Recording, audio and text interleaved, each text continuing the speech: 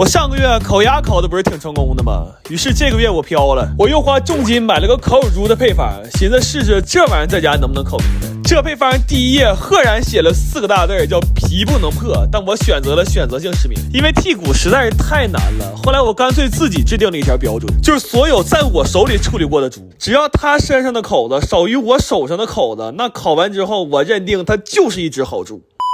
然后我们还改造了一下狗聚德的烤炉，想取一些整砖，但光靠锤子效率非常低，就只能找一些有棱角的地方磕水泥。我是万万没想到啊，生活不光磨平了我的棱角，这回他还偷摸带走了房东的墙角。完这猪烟差不多了，就可以穿串了。但是呢，现在是这样的，我们希望给它烤成这样，找了一圈，发现最适合这个尺寸呢是胖的胳膊，但是着急用也来不及给它卸了，就买了一卷石膏绷带，只能拿它套个拱形模具出来。但是第一次也没什么经验，一不小心给石膏缠死了，索性就直接把脖子也给它缠上了。那天直播好多人都问说小胖到底咋了，其实咋也没咋地，就是气氛到了，不缠上总觉得心里空落落的。这猪还需要再风干几个小时，做2盒烤榴莲，等会儿夹着烤乳猪一起吃。然后这猪风干的差不多了，就可以开始烤了。我看好多视频都是让一直这么举着烤，问题这猪10来斤呢也举不动啊。主要前2天做猪生面刚交代了下半身，今天眼瞅俩胳膊得扔着，好家伙，这现在吃个饭怎么这么难呀？我们一共准备了2只猪，原本是打算一只烤光皮儿，一只烤麻皮儿，结果最后2只都烤成了糊皮儿，但这一点都不耽误它好吃。来个小猪腿儿，再蘸上酸辣酱，我天哪，给我香的一愣一愣的呀！然后我看人吃烤乳猪，最后都得摔个盘子，但我也没舍得。不过该有的仪式感还是得有的。我散布了一圈之后，决定把小胖的石膏锤了。敲完这一锤，我们的夏天就结束了，因为现在哈尔滨晚上已经不到10度了。我最近对磨面粉这事儿特别感兴趣，正好我弟最近发现一个好吃的荞麦面，所以我买了60斤荞麦，打算做点粗粮。于是在一个风不调雨不顺的日子里，驴儿们又再一次拾起了那熟悉的磨盘。不过磨这玩意儿还挺上头，跟个圆规似的，给地板都画出来了。但这个石碾子和石磨还不一样，它转多了迷糊。为了不吐到磨盘上，我们想了很多办法，但是发现戴上眼罩更迷糊。就我怀疑驴其实也迷糊，但他就是吃了少掌握一门外语的亏，所以他有苦说不出。真的就这么说吧，那天狗好信跟着一起磨了一袋，后来给狗都转吐个嘚的了。然后过一遍筛就可以得到荞麦面粉了，就很明显能看到自己磨的粉并不白。不过比面粉更珍贵的是这些荞麦皮，就是为了多攒点荞麦皮才买的60斤荞麦。我打算缝出一个世界上最舒服的荞麦皮枕，所以我又花了150块钱买了个缝纫机，据说当年它的始发价格就是这些。然后我们用了5个小时才学会如何组装呢，后来师傅实在熬不动了，说你们赶紧出师吧，结果我们当场被劫了。距离我们研发出世界上第一款长在掌心上的枕头就差了2公分。我发现我在这个领域其实有很大的天赋，大概用了10分钟，我就可以熟练的把这个缝纫机踩冒烟了。这枕头看着多板正，一点毛病没有。重点是配色，我们选用的是当下最前沿的主流审美。它有一个很洋气的名字 ，Two Hands Rose Style。然后又简单和了和面，历时20个小时，我们这饸饹面终于压上。我现在已经不满足于只吃一碗荞麦面了，我必须得吃海鲜面，还得挑贵的吃，我都恨不得拉饥荒吃。这一宿过得太魔幻了，这驴和老嫂之间疯狂切换呢。我原来最常做的梦就是踩空楼梯，这回可倒好，我连梦了3天踩缝纫机，完早上起来累得腿肚直转筋。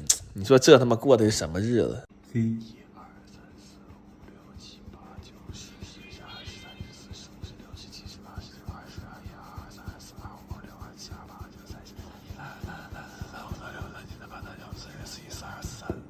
哇，43刀，我家！我前2天想不开呀，在家尝试了一下醒狮苏，好家伙，差点没给命搭了。这玩意儿全网也没有一个特别完整的教学视频，于是我在做之前研究了无数个视频，然后自己拼了个制作流程。问题我也不知道哪来的自信，我当时就觉得只要一步一步按照这个做，肯定能做成。也正是靠着这种无知的力量，我开启了长达1周的翻车之旅。从开酥到组装，我就没有一步是不翻车的。这一块是我开出来的最好的酥，这一块是我捏出来的最好的湿。就如果这个行业需要一本避雷大全的话，那我凭一己之力就可以提供所有的翻面素材。真的，我这车都翻出花来了。我中间看人说温度太高也容易失败，于是在10几度的气温下，我把家里所有的窗户都开开了，给我冻直拉了尿啊！我这脸都冻得没血色了，但依然没耽误我继续翻车。这几个是我这几天炸完之后唯5还能成坨的东西，高的、矮的、胖的、瘦的，还有一个戴墨镜的，你说这都什么玩意儿？这是。后来我服了，我发现我肯定不能独立完成这个事儿了。于是我们背起行囊南下沈阳，找到了醒狮苏的创始人武阳。然后我们到了之后，就先把在家折腾这些过程给老师看了一眼。老师看完之后说了一句话，我差点没崩溃了。他说：“你们之前在家的所有尝试啊，除了活着全是错的。”完，我寻思既然都这样了，那就从头开始学吧。然后在这过程中，我发现这个酥皮点心是个非常严谨的事儿，就它不是哪一步重要，它是每一步都重要，就连最基础的和面都有很深的讲究，就更不用说开酥了。我擀了14个小时的皮儿，才学会了怎么开这次用的直酥和圆酥。然后当我能持续开出这样水平的酥皮之后，我以为我离成功已经很近了，直到老师告诉我，如果想要炸出来的酥非常蓬松，那需要在这个1:1的半圆柱体上切下起码42到50刀。我当时看完他演示之后，我直接人麻了。我寻思，我要能练成这个刀法，我不得在他案板上留下2肉啊。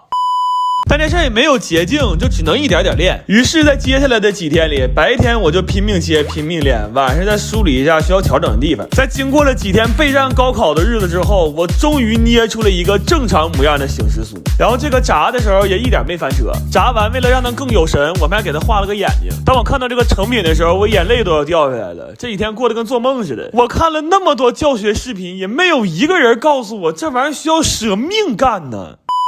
后来我飘了，趁热又做了个醒狮酥 Plus， 配色也重新调整了一下。而且这只醒狮酥上，吴老用酥皮在后脑勺还给我提了个名字，顺便还教了我怎么让这个颜色能更有层次感。这现在是一只全世界都独一无二的狗送醒狮酥。后来我还偷着学了一下天鹅酥和鲍鱼酥，但时间有限，就只能回家再勤练了。后来毕业打包的时候，我看这些东西特别感慨。我倒不是想说我在这个过程当中到底有多累，而是我发现当这个东西被拆解了之后，我们好像就剩下了复制上的操作难度，但是却忽略了一个这么复杂的东西从无到有的设计会是一个多么变态的过程。所以真的很佩服这些手艺。然后在回去的路上，我做了个决定，我把最大那个醒狮酥给他俩吃了。我其实睡醒之后也挺后悔，但我想开了，酒只有开封了它才是一瓶酒。对于美食博主来说，它最好的归宿也许是报班，但对于美食艺术品来说，它最好的归宿一定是进度。我最近爱上了用铁锅炒菜，但是查了一下手打不粘锅的价格，便宜的不敢买，贵的还不舍得。所以在综合考虑了一番之后，我买了2块铁板，决定自己在家砸一个。然后研究了好多纪录片，看起来不太难，但是干上之后发现全是知识盲区。光点火就研究了小半天，好在晚上连线了一个铁匠老师，操着一口非常标准的山普，给我们梳理了一下目前工具、模具、手法的问题。就他讲完之后，我们变得非常有信心，所以连夜又换个地方开始搭炉子。这一天呢，忙活了20个小时，锅一下没砸上，光他妈搬就完了。然后按纪录片里讲，铁板要烧到2000度左右才可以去杂质和定型，这就是所谓的趁热打铁。这温度别说炼铁了，炼我都够了。但是我们没买到砸锅专用的铁枕子，就只能用废轮毂简单充当一下锅型的模具。所以砸了1天之后，这锅看着跟刚出土似的。然后又联系了一下老师，但老师说现有条件也就只能这样了，剩下的只能靠冷锻了。他说完之后，我彻底破防了，因为冷锻还有一个更通俗的解释，就是拿个小锤生砸。然后砸了1宿之后，简单抛了个光，这回看着顺眼多了。接下来就是著名的36000锤了。完，我们寻思先找个地方蹭会空调，没想到变成了大型社死现场。认识我们的跟看猴似的，苦苦照相；不认识还以为我们要砸店呢。然后在那干坐着，实在太尴尬了，就随手买了几个冰激凌，结果发现意外的好吃。本来挺 emo 的，吃完马上来电了，甚至觉得抡大锤都有劲儿了。然后回砸鱼鳞纹的时候，从天亮砸到天黑，砸完感觉胳膊都没知觉了，但是就是手艺太差了，这纹路不太像鱼鳞，都有点像狗啃的。然后连夜开了个锅，又火速煎了个鸡蛋。这个锅在经历了将近10万次的捶打之后，终于不负众望的变成了一个嘎嘎粘的大粘锅。我吐了我。后来发现是开锅的问题，就耐着心了又重新开了一遍，然后没放油打了个鸡蛋试试。这回它终于变成了一个超级不粘的不粘锅。忙活了3天3夜，一共没睡上10个小时，这锅现在比我命都金贵。然后做了一碗富含铁离子的茄卤凉面，还买了几个好吃的冰激凌。这个夏天呢，有这3样我可太满足了。那么至此呢，人生3大苦我们已经有幸体验到其中2样了。如果有一天我的 IP 定位变成了江浙一带，那大伙就消停在家等视频吧。趁现在还能喘气儿，我一定找机会体验一下撑船的乐趣。